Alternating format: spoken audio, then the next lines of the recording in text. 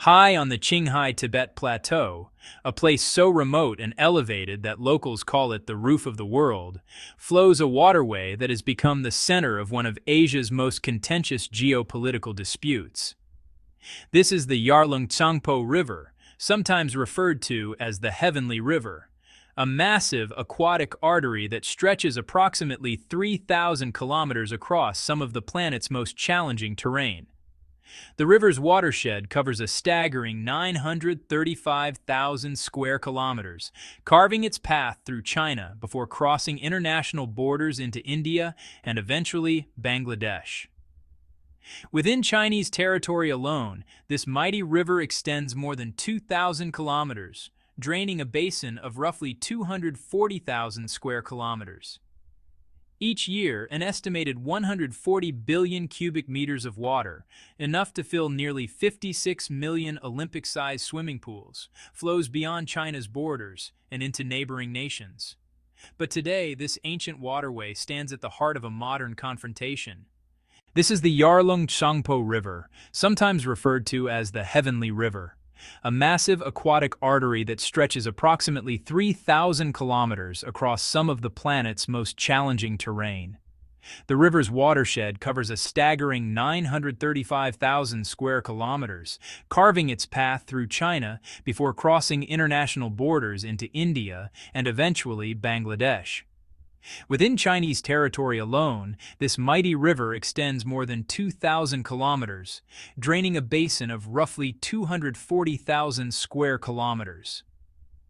Each year, an estimated 140 billion cubic meters of water, enough to fill nearly 56 million Olympic-sized swimming pools, flows beyond China's borders and into neighboring nations.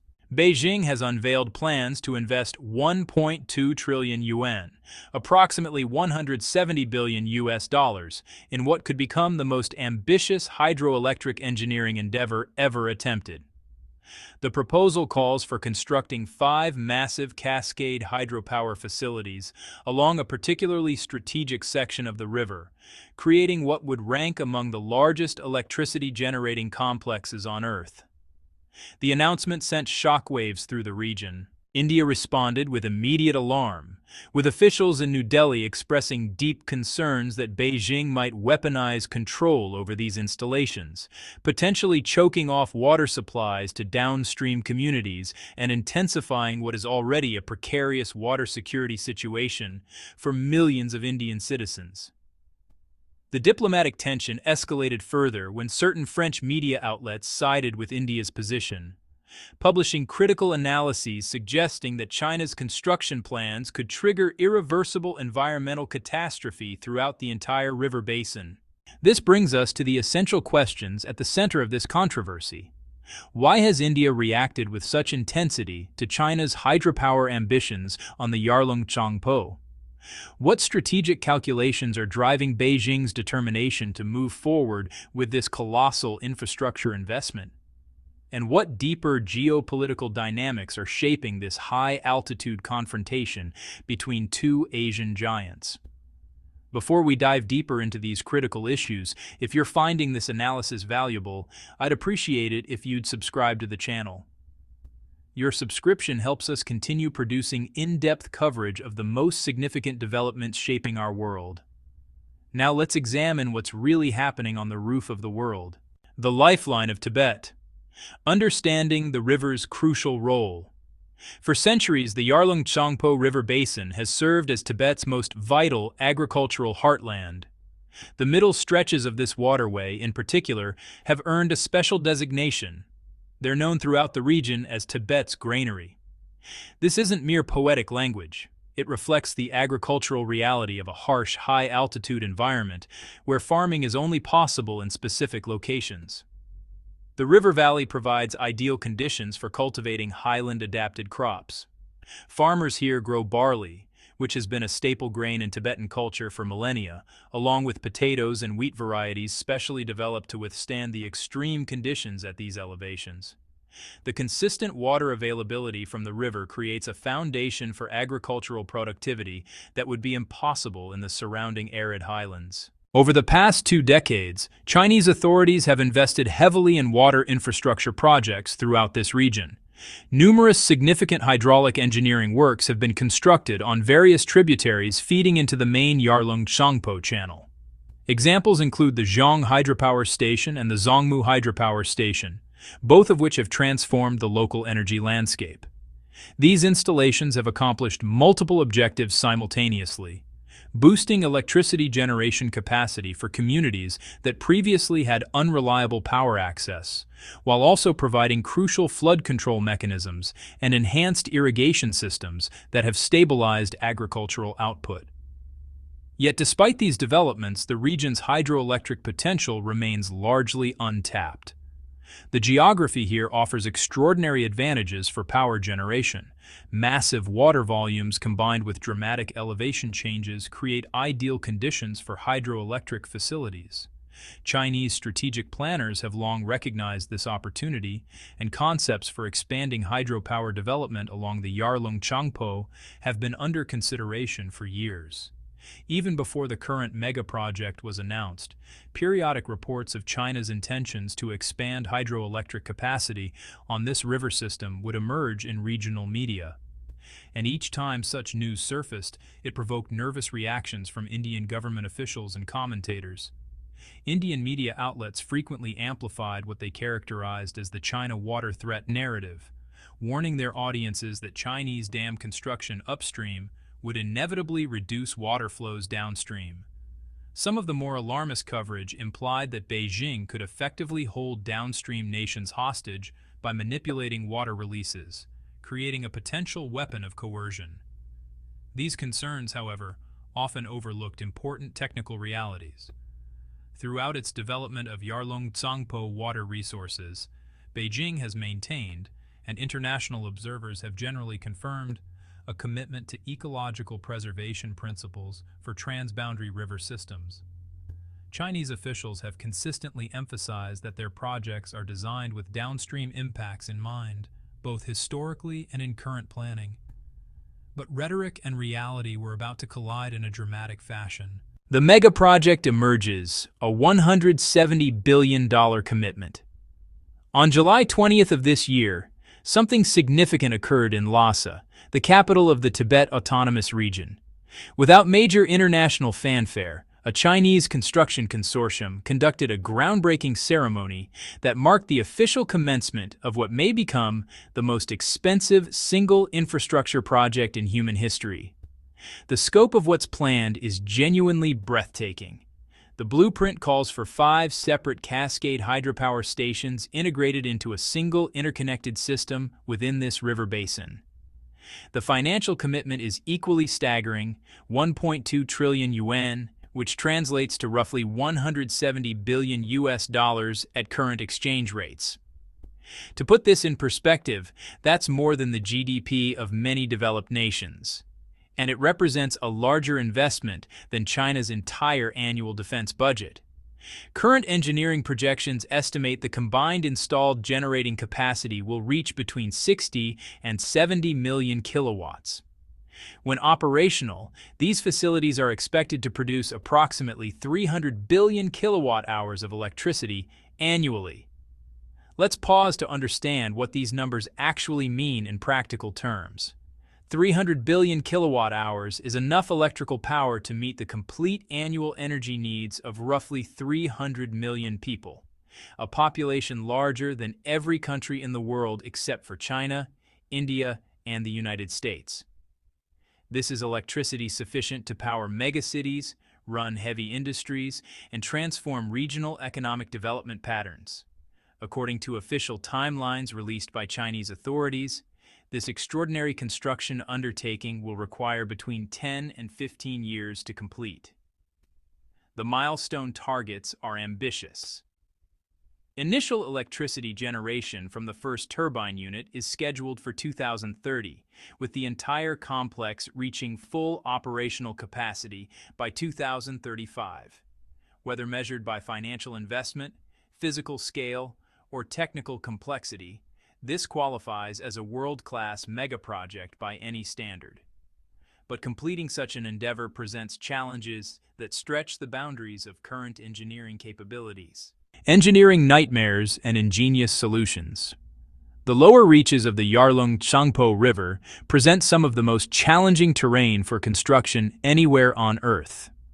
The river's path through this region forms what geographers call the Great Bend, an area where the waterway executes an almost impossibly tight U-shaped turn. When you examine this section on a map, the visual is striking. Measuring the straight-line distance across the bend, you'll find it spans only a few dozen kilometers. Yet the actual river channel, following its natural meandering course, stretches more than 200 kilometers to cover that same geographical area. What's more, the water flow rate through this extended section is relatively slow, which reduces its efficiency for power generation. Chinese engineers have developed an innovative approach to address these geographical challenges. Their solution involves two complementary techniques: bend cutting and tunnel diversion. Here's how these methods work in practice.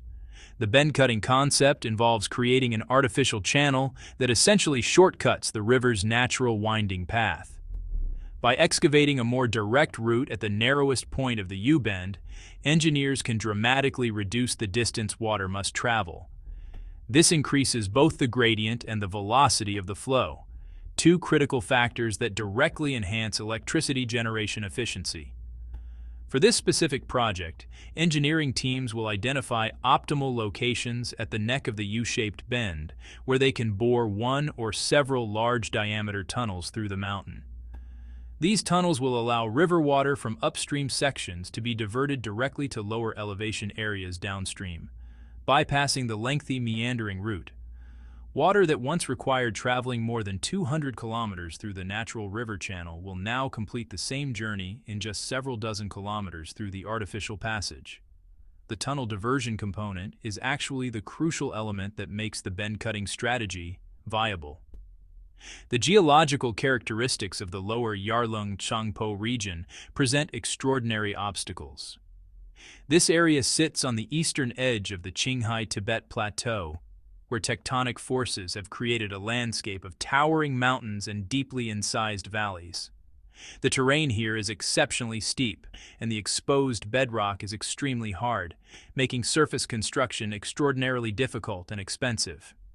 Beyond the pure engineering difficulties, there's also the environmental consideration. Large-scale surface excavation and construction in this ecologically sensitive region could cause significant damage to fragile alpine ecosystems, a concern that Chinese engineers have been compelled to take seriously, both due to domestic environmental regulations and international scrutiny. The solution they've designed is remarkably elegant in its approach. Instead of disrupting the surface environment, they'll do the majority of the heavy construction work underground. Massive tunnels will be drilled through the interior of mountains, creating hidden pathways that transport river water from upstream collection points directly into the hydropower generation facilities. This subsurface approach allows engineers to harness the dramatic elevation differences for maximum energy potential while minimizing visible environmental disruption on the surface. It's an engineering strategy that showcases both ambition and pragmatism, but it raises an obvious question. The strategic calculus. Why now? Given the immense difficulties involved, the astronomical costs, and the guaranteed diplomatic friction with India, why is China pushing forward with this project now? Well, the answer involves multiple interconnected factors: environmental, economic, and strategic. First and foremost is China's clean energy imperative. As one of the world's largest energy consumers and historically one of the largest carbon emitters, China has committed itself to an aggressive dual carbon policy framework. This commitment includes reaching peak carbon emissions before the year 2030 and achieving carbon neutrality before 2060. These aren't merely symbolic goals. They represent a fundamental restructuring of China's entire energy economy. The Yarlung-Tsangpo hydropower complex fits perfectly into this strategic vision. As we've noted, the facility is projected to generate nearly 300 billion kilowatt-hours of clean, renewable electricity each year. This is genuinely transformative in scale. To understand the climate impact, consider that volume of hydroelectric power would replace the equivalent of approximately 90 million tons of coal annually. In terms of carbon emissions, that translates to preventing roughly 300 million tons of CO2 from entering the atmosphere each year. For context, China's current energy mix remains heavily dependent on coal-fired power generation, which still accounts for a substantial majority of the nation's electricity production. Adding hydroelectric capacity of this magnitude would meaningfully shift those proportions toward renewable sources, making a real contribution toward China's carbon reduction targets. But the benefits extend far beyond environmental considerations. The construction phase alone will generate massive economic activity. Infrastructure development on this scale requires building extensive support networks, dedicated access roads snaking through previously inaccessible mountain regions, upgraded telecommunications networks, worker housing, supply depots, and countless other facilities. These construction activities are projected to create between 50,000 and 100,000 direct jobs, spanning engineering, logistics, construction materials, equipment operation, and dozens of other specializations. The operational phase promises even more significant economic transformation.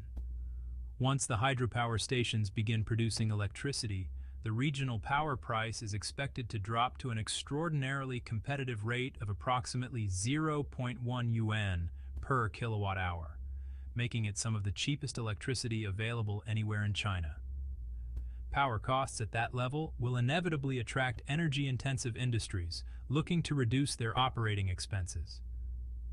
Data centers, aluminum smelters, chemical processing plants, and other heavy industrial facilities could potentially relocate to or expand in the Tibetan region, bringing further investment and employment. Economic analysts estimate that once fully operational, this hydropower complex could generate more than 20 billion yuan in annual fiscal revenue for the Tibet Autonomous Region. To appreciate the magnitude of that figure, consider that it represents roughly 2/3 of Tibet's entire fiscal revenue for 2024. This single project could fundamentally transform the region's economic base. There's also a geopolitical dimension that cannot be ignored, though it's rarely discussed openly in official communications. The lower Yarlung Tsangpo region sits very close to the disputed Sino-Indian border area. Historically, due to the extreme terrain and limited infrastructure, China's administrative presence in these southern Tibetan areas has been relatively light compared to other border regions. The megaproject will dramatically change that dynamic. Thousands of construction workers, engineers, technicians, and support personnel will pour into the area, along with massive quantities of heavy equipment, building materials, and supplies. To support this influx, extensive infrastructure will be built: roads, bridges, communications networks, power lines, housing complexes, and administrative facilities. All of this will substantially strengthen China's practical control and administrative presence in a region that has long been peripheral to the nation's core economic activity. In essence, this project accomplishes multiple strategic objectives simultaneously: advancing climate goals, generating enormous amounts of clean energy, spurring regional economic development, creating employment, and reinforcing territorial administration. It's a textbook example of what infrastructure strategists call dual-use development, projects that serve both civilian economic purposes and broader strategic interests. India's alarm water security and geopolitical anxiety. India's opposition to this project has been fierce and unambiguous, and New Delhi's concerns extend far beyond simple environmental protection rhetoric. To understand why, we need to examine what happens to the Yarlung Tsangpo after it crosses the border into Indian territory. Upon entering India, the river undergoes a name change, becoming known as the Brahmaputra. For northeastern India, this is not just another river. It's the primary lifeline sustaining human habitation across vast areas. Approximately 23 million people depend directly on the Brahmaputra for their drinking water and household needs. Agricultural irrigation drawn from this river system sustains roughly 14 million MEU, about 2.3 million acres of farmland, making it absolutely critical to regional food security. Given this dependency, Indian officials have monitored Chinese activities on the upper Yarlung Changpo with intense concern for years. Their worries center on two potential scenarios, one for each of the region's distinct seasons.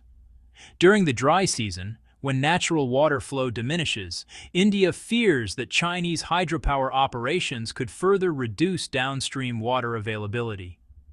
If China's dam operators decide to hold back more water for power generation or reservoir management, the logic goes, less water would reach northeastern India precisely when it's most desperately needed for agricultural irrigation and community water supplies. The rainy season presents the opposite concern. During monsoons and heavy rainfall periods, India worries that if China's reservoirs accumulate excessive volumes of water and then release it suddenly, whether for operational reasons or due to emergency circumstances, it could trigger catastrophic flooding and waterlogging disasters in downstream areas that are already vulnerable to monsoon flooding. These concerns are not entirely unreasonable in abstract terms. Upstream water management can indeed affect downstream conditions. However, Chinese officials and independent hydrological experts have emphasized several technical points that complicate India's narrative. First, the type of hydropower development China is implementing here is what engineers call a diversion type or run-of-river facility. Unlike reservoir storage dams that hold back large volumes of water, these installations allow most of the river's natural flow to continue downstream. They divert a portion of the water through turbines for power generation, but they don't fundamentally interrupt the river's flow in the way that India's rhetoric sometimes suggests. Furthermore, during monsoon periods when flooding is a concern, these facilities can actually serve a beneficial regulatory function. By carefully managing water releases and temporarily holding excess flows during peak rainfall events, the hydropower stations could help moderate flood surges that would otherwise hit downstream areas with full force. In this sense, Chinese officials argue the project could actually reduce flood risks for India rather than exacerbating them. The irony of India's water politics. What makes India's aggressive posturing on this issue particularly noteworthy is the stark contrast with India's own track record in transboundary water management. While New Delhi has positioned itself as a defender of downstream water rights in relation to China, India's behavior toward its own downstream neighbors tells a very different story. Consider a recent example from April 2025. In a dramatic move that shocked international water policy observers, India unilaterally suspended a water-sharing treaty with Pakistan that had been in force for 65 years, longer than many current citizens of either country have been alive. The immediate practical impact was severe. India closed the floodgates at the Balahar hydropower station, triggering a sudden water crisis in Pakistan.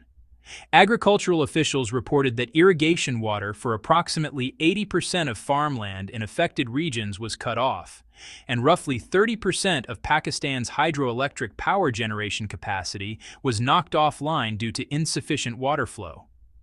The humanitarian and economic consequences were immediate and severe.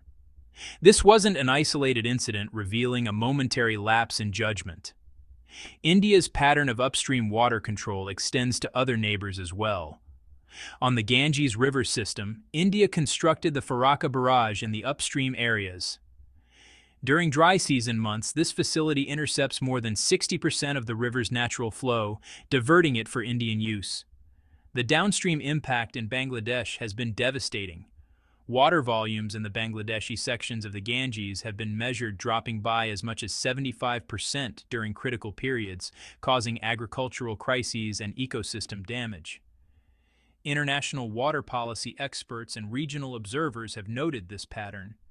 India's actions have cultivated a reputation as an unreliable partner on transboundary water issues, a nation willing to invoke international water law principles when it serves as a downstream user, but equally willing to disregard those same principles when operating as an upstream controller. This double standard hasn't gone unnoticed in international diplomatic circles, and it significantly undermines India's moral authority when criticizing China's hydropower development. The American factor.